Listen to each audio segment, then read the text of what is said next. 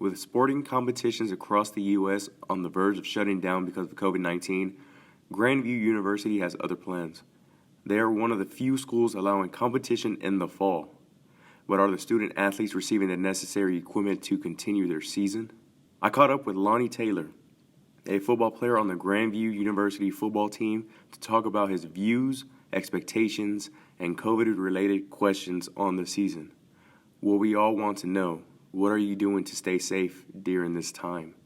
I'd say me and my roommates included, we just try to stay in the room and not to say quarantine among ourselves, but we go to Walmart, it's just us, we don't invite other people, we try to contact tracing and just stays between the room. So I'd say, we're doing a pretty good job as, we've never had any reasons to quarantine, so. Grandview's football team is currently undefeated with a record of 5-0, seeking its sixth straight win and potentially winning the conference this Saturday against Culver Stockton. As a student athlete who's responsible for his actions on and off the field, do you think that the players should be getting more of an advantage of COVID testing? Honestly, I think we do, because I know public schools get tested 3 times a week. I know I got some friends over there, and especially in recent events, I feel like if NAI in general is more prepared for COVID, we can stop cases from happening sooner and get people help sooner, just so things don't end up in a bad situation. Athletes are usually more exposed to others compared to any other person on campus. What is the fear of most, knowing that you are potentially putting yourself and also putting someone else at risk, such as at home? I think the biggest thing I would put myself at risk is if I was to get my family sick, but I'm from Houston, Texas, a great city and state of Houston and Texas, and none of them really come up here because of the virus, so I don't feel as if in my issue there's much risk for me to go around, except I'm fearful if I go out and get COVID and I give it to my roommates who live here and they go see their family, that something could happen to them.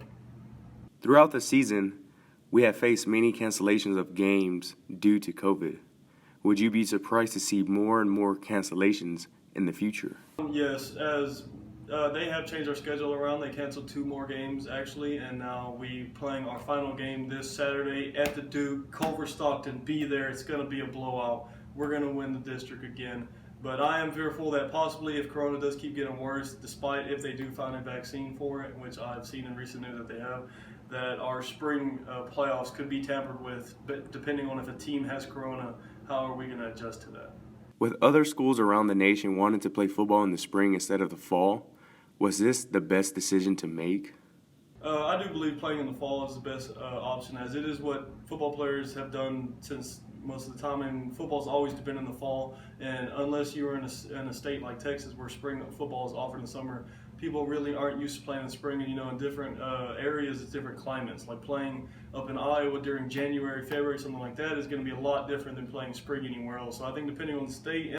With all that being said, I asked Lonnie a question that everyone needs to hear. To keep the season from being canceled, what is something you would like to say to everyone to make sure they are doing their part? I do think that a lot of people need to realize still going downtown or drinking and going out to the casinos to gamble and things like this is still really exposing yourself to possibly getting the virus, which brings it back to your teammates and to coaching staff.